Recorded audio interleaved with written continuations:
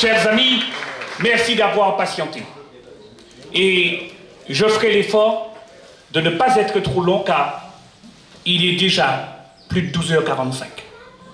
Mais il faut que je vous dise, après tous ces brillants orateurs, que la candidature à des législatives n'est pas une candidature individuelle. La politique n'est jamais une affaire individuelle. C'est essentiellement collectif.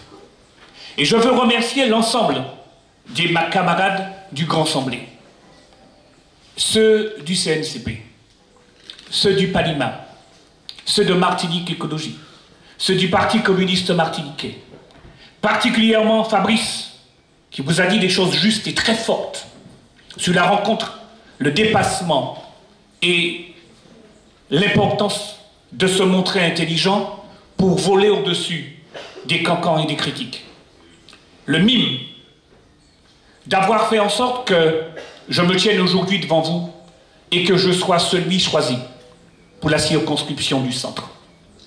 Mais je suis non seulement fort parce qu'ils sont à mes côtés, mais je suis encore plus fort parce qu'avec Francis Carole, avec Justin Pamphile et avec Alfred Marie-Jeanne, les Anglais diraient himself, lui-même, j'ai la conviction que nous allons vraiment à la victoire.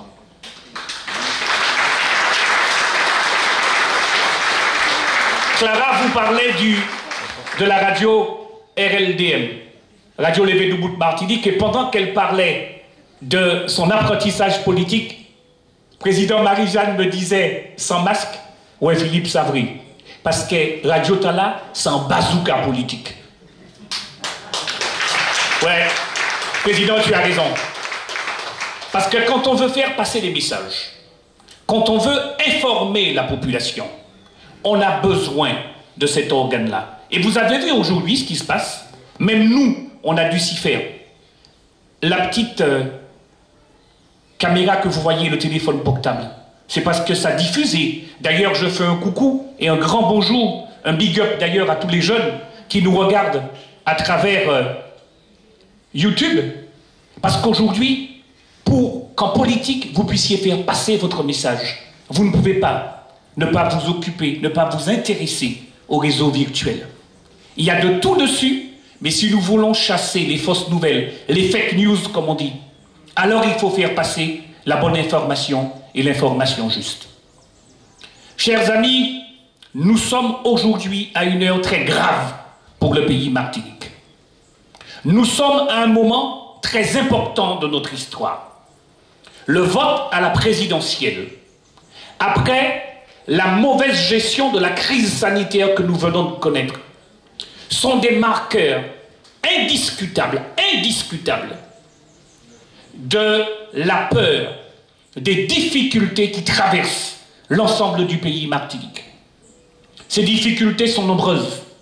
Vous les connaissez autant que moi. Mais là où nous différons avec tous les autres, les 16 autres qui viendront faire des propositions, eh bien, c'est parce que nos propositions sont faites au plus près du peuple et des réalités martiniquaises. Alors, prenons, si vous voulez bien rapidement, plusieurs exemples. Tous les intervenants vous ont parlé de la situation de la santé. Mais avant d'y revenir, je vous donne un exemple qui fait que nous serons en mission, Justin Pamphile, Francis Carole, Alfred Marie-Jeanne et moi-même. Parlons de la continuité territoriale.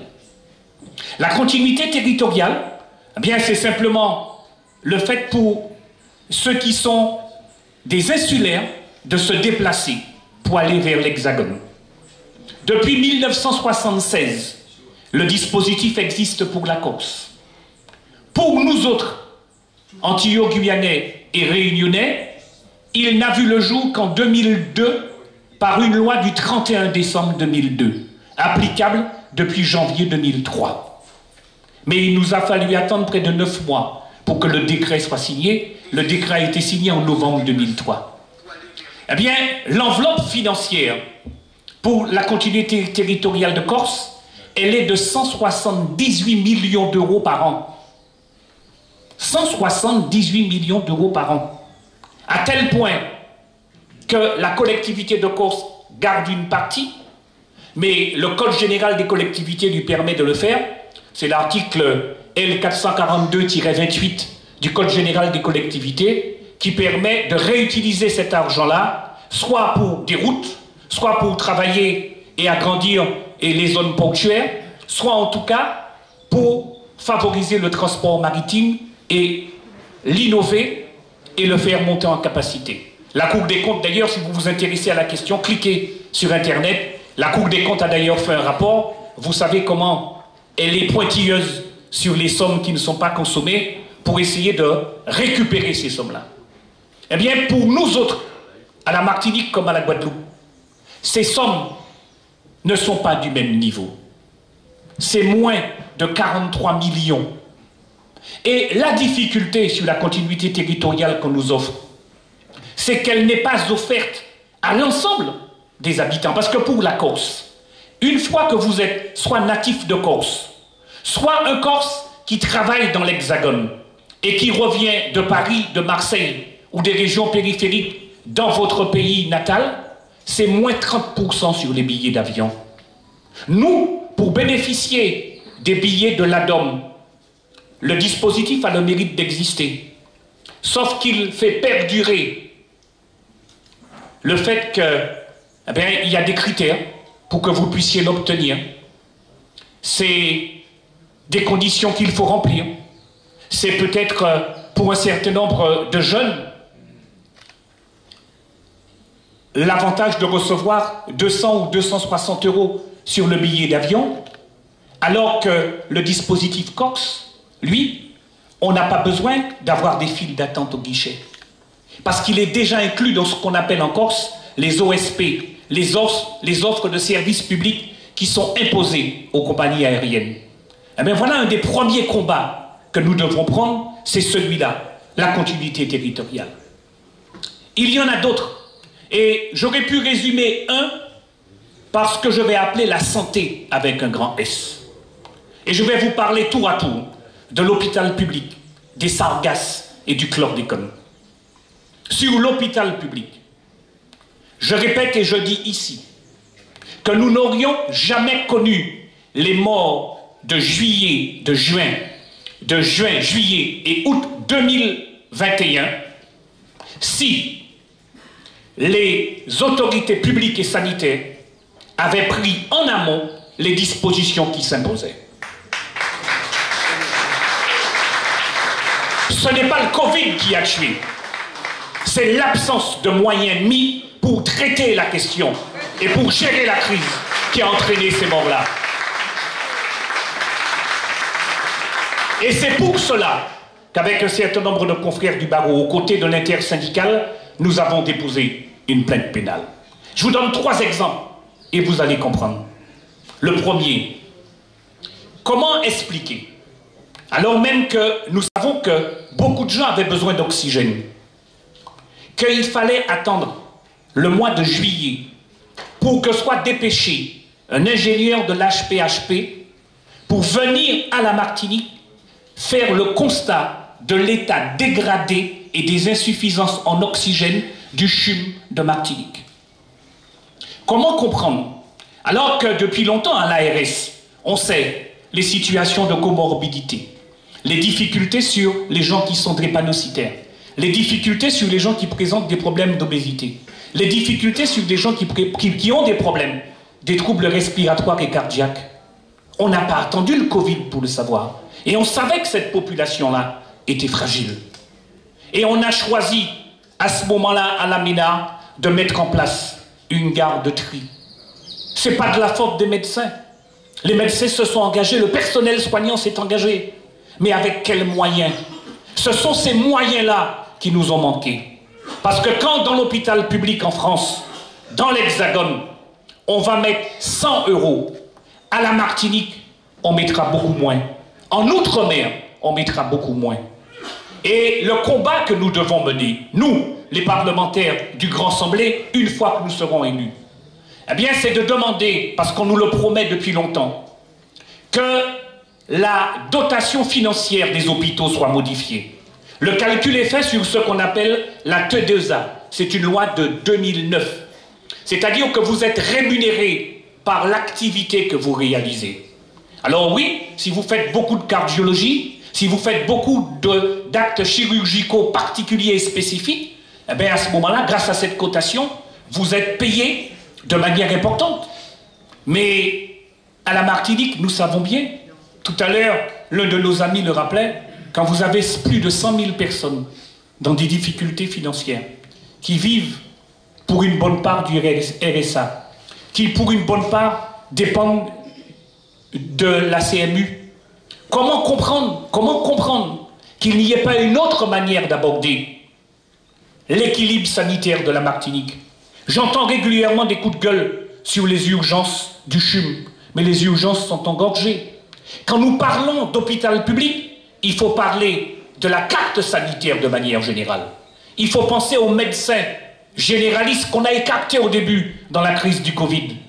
D'abord eux, c'est eux qui sont au plus près des patients.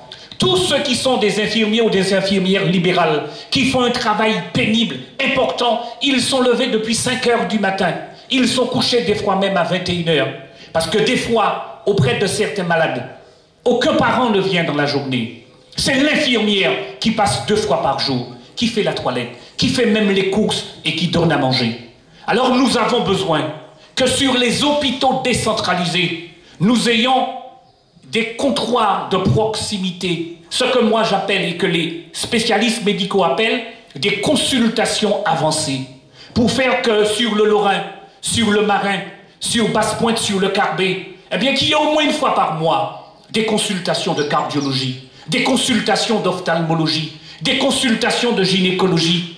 Il faut reconstruire cette carte sanitaire-là. Et c'est ça que nous voulons obtenir. Hier soir, grâce au concours de notre ami François-Christophe Ursulé, je suis allé à une réunion au François faite par une association de la Simon et des quartiers environnants, présidée par Madame Bécrit, qui fait un travail remarquable qu'il faut saluer sur les sargasses. Près de 200 personnes dans la salle. Qu'avons-nous entendu? Qu'avons-nous entendu? Des témoignages poignants sur des gens qui ont tout perdu en électroménager. Des témoignages poignants sur des gens qui aujourd'hui sont atteints d'un certain nombre de problématiques à cause de la pollution que génèrent les algues sargasses. Des enfants qui ont des difficultés ophtalmologiques. Des aînés qui ont des difficultés respiratoires. Parce que comme nous disait le médecin qui est là du CHUM, qui est venu et qui fait des consultations régulières sur cette problématique-là, les poumons sont souvent les premiers qui sont attaqués. Et pour les sargasses, on nous dit quoi? C'est de la responsabilité de l'État. Je rappelle que grâce aux Outre-mer, la France a aujourd'hui la première superficie maritime dans le monde, avec une zone économique exclusive de plus de 11 millions de kilomètres carrés. Sur la mer, les collectivités de Martinique n'ont pas de compétences. Et il ne faut pas s'attendre à ce que ce soit les mairies ou les collectivités d'agglomération qui aillent payer la mise en place de dispositifs pour bloquer les sargasses au large. Si vous vous intéressez à la question, je vous renvoie à 2 documents contre lesquels nous, les prochains députés du Grand Assemblée, on va devoir renverser les choses. Le premier, c'est un rapport de juillet 2016 qui est commandé par 3 ministères, l'Outre-mer, la Santé et le ministère des Finances. Et dans les recommandations qui sont faites, vous savez pourquoi on n'a pas de barrage suffisamment important au large pour éviter que les sargasses échouent? Mais parce que dans une des recommandations, on dit ça pose des problèmes juridiques, ça pose des problèmes financiers, et donc il vaut mieux ne pas aller vers cette solution-là. Mais dans la recommandation, la même, on va vous dire plus loin, il faut ramasser en 3 jours pour que la putréfaction ne déclenche pas les acides quand la sargasse commence à pourrir sur place. Mais comment peut-on ramasser en 3 jours quand on n'a pas les moyens de le faire, ou quand au contraire, sur certaines côtes, ni le camion, ni le Sargator, ni le moindre engin tractopelle que vous pouvez avoir ne peut atteindre cette partie-là du rivage. C'est une question fondamentale sur la circonscription du centre. Alors, sur ce sujet-là, que fait l'État? C'est toujours la politique du compte-gouttes. L'État n'a rien fait pendant un moment. Et puis là, 2022-2025, un plan anti-sargasse abondé de 36 millions d'euros. Mais pour qui? La Guyane, la Guadeloupe archipélagique et pour la Martinique. Pensez que 36 millions, c'est suffisant? Demandez aux maires combien ça leur coûte. Demandez aux communautés d'agglomération combien ça leur coûte. Et d'ailleurs, j'ai bien envie de savoir, dans les 36 millions qu'on a annoncés, à grand renfort de communiqués de presse, combien sont déjà véritablement versés, soit à la collectivité de Martinique, soit aux communautés d'agglo, la Cacenne, Cap-Nord ou l'Espace Sud. Alors, sur ce sujet-là, nous aurons un vrai combat à mener. Enfin, s'agissant maintenant du chlordécone, les amis, il faut que là, le 28 mai, samedi matin, nous soyons tous présents. Je crois que l'affichage d'une volonté martiniquaise collective, sans dégâts,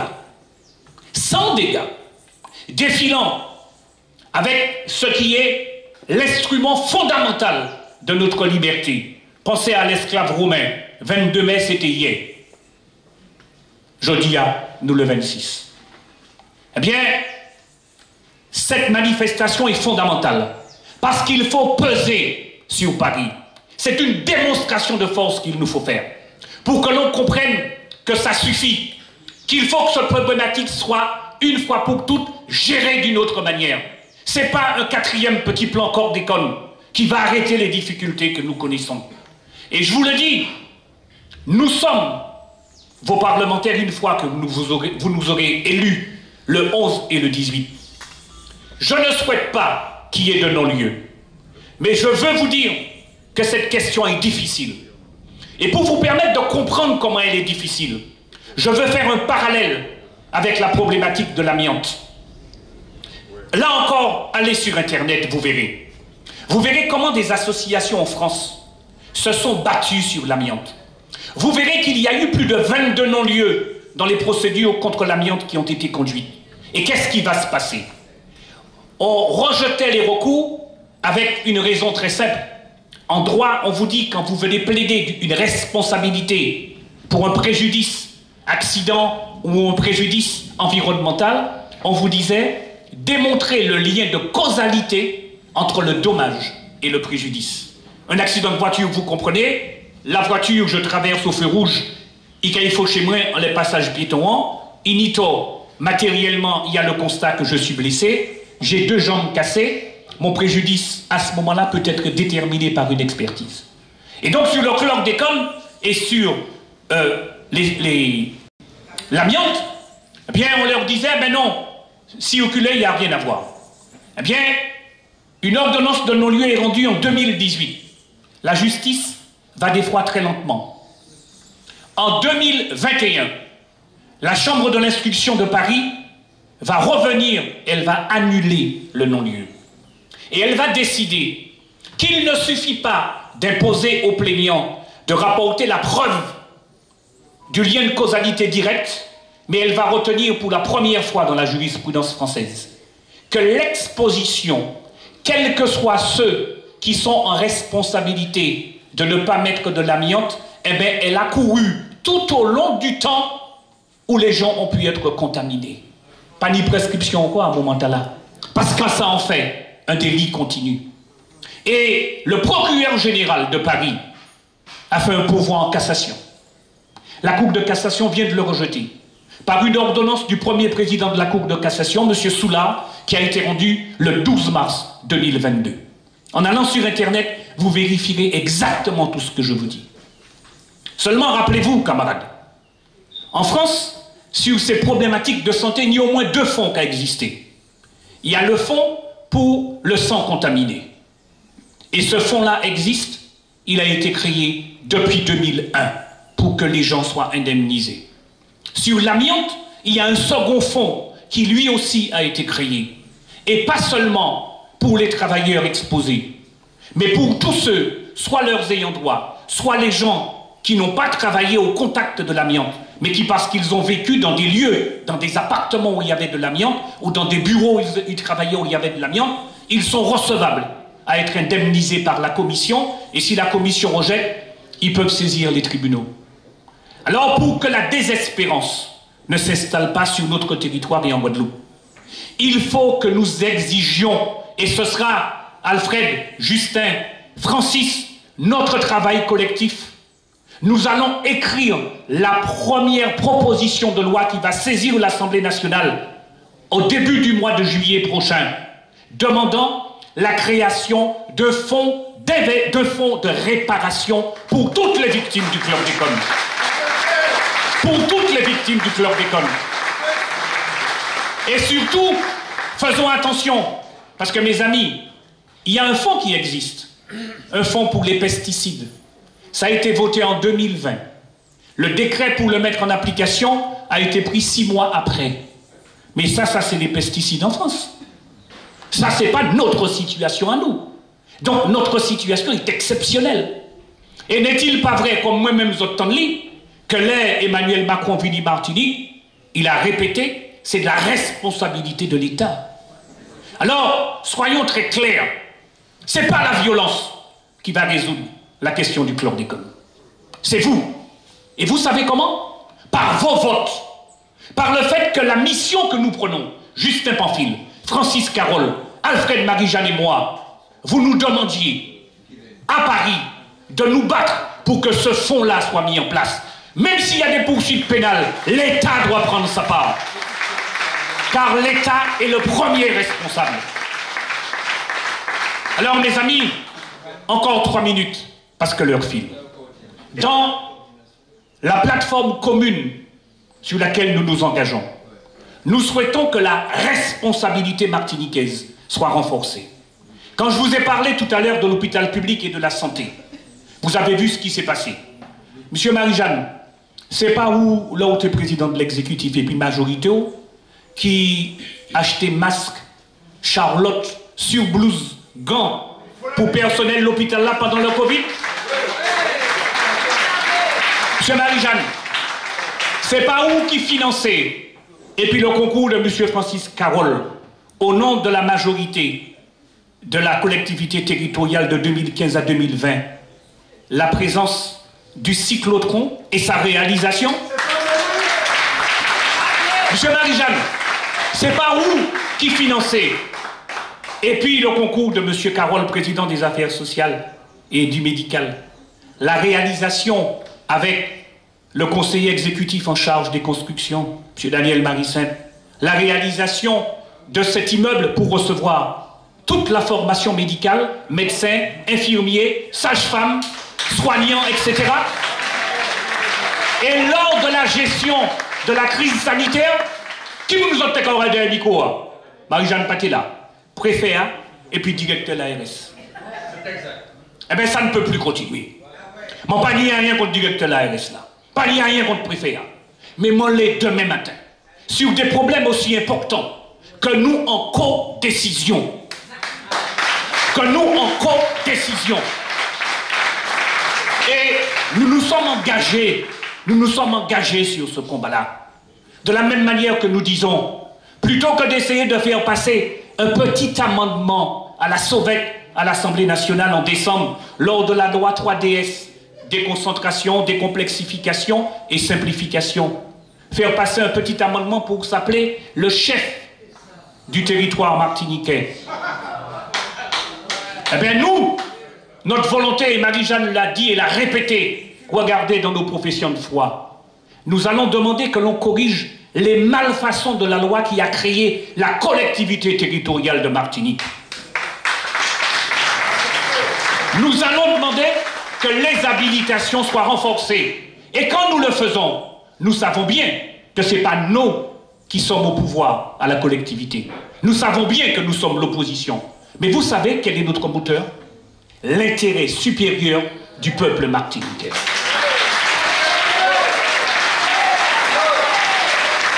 Alors, mes amis, je ne serai pas plus long.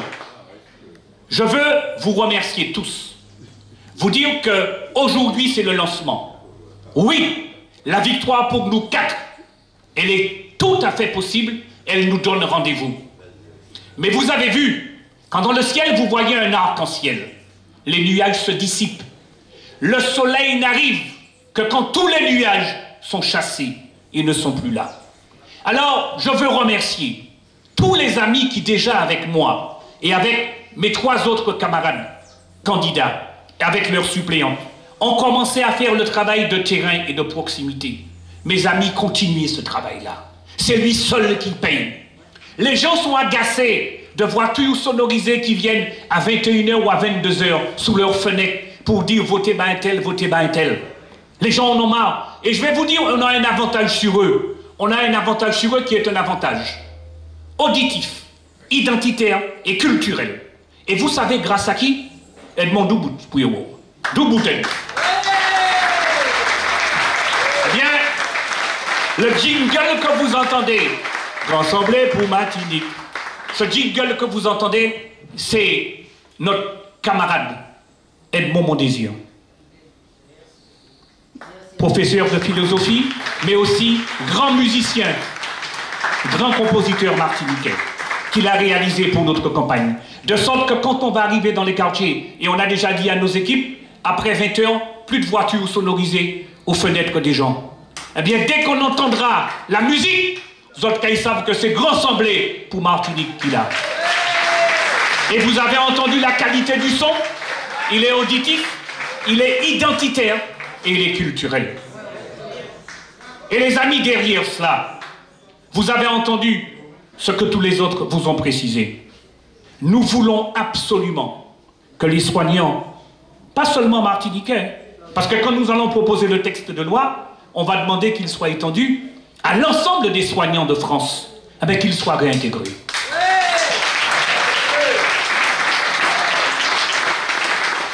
Et il y a des résistances dans le camp de Macron. Et les résistances sont d'abord des résistances de principe. Pourquoi? Parce que Marine Le Pen le réclamait et Mélenchon aussi le réclamait. Mais comment va-t-on nous expliquer qu'aujourd'hui, on lève tout? Qu'aujourd'hui, on supprime tout?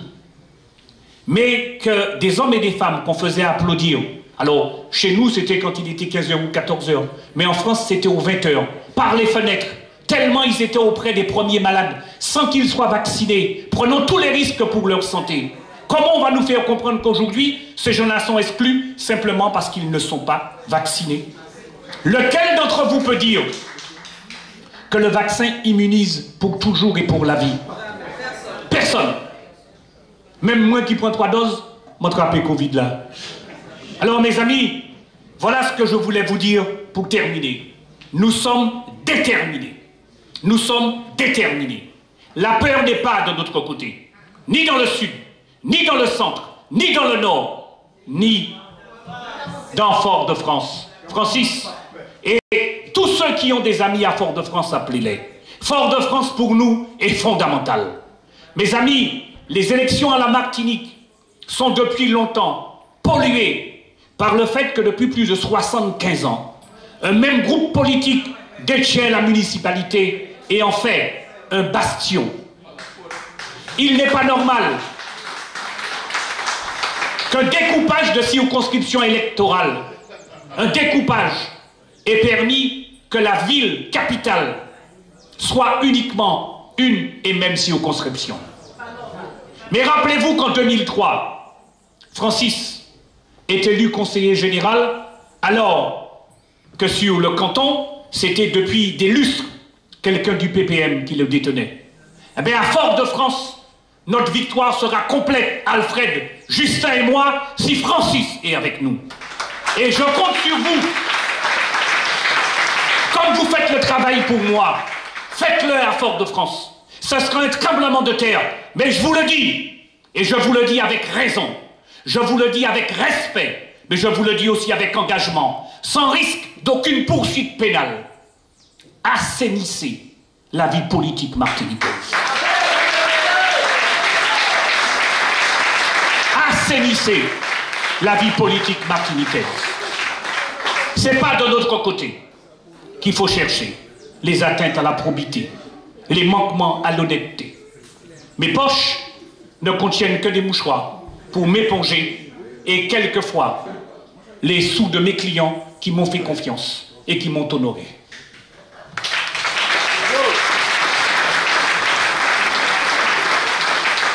Chers amis, merci. Monsieur Marie-Jeanne, quand en 2012, sur la circonscription du centre, ou pas demandé rien, nous sommes au second tour. Nous étions 3 anciens députés en compétition. Toi-même, le Joseph Moscow de la Trinité, et puis moi. J'ai été le 3e de la compétition, les autres faut passer moins, les autres gagnent. On a voulu m'imposer aux Lamentins, contre la volonté des Lamentinois. Et c'est là où Fabrice a fait un juste rappel, où Fabrice a dit des choses exactes. On a voulu m'imposer de rentrer dans une alliance contre nature. Le Lamentin a tout perdu en entrant dans la CACEM, non pas qu'on n'aurait pas dû y entrer, mais les conditions dans lesquelles on est rentré. On a tout sacrifié. On a tout sacrifié. Eh bien, pas demander moyen, mais c'est Lionel Frère moi qui l'a aujourd'hui, qui a TV, pour te communiquer moi en bas pour dire, j'ai décidé de choisir un homme vertical. J'ai décidé de faire en sorte qu'une autre voix de la Martinique sur la circonscription du centre nouvellement créé puisse être entendue. Monsieur Marie-Jeanne Messi, au sang grand Martiniquais.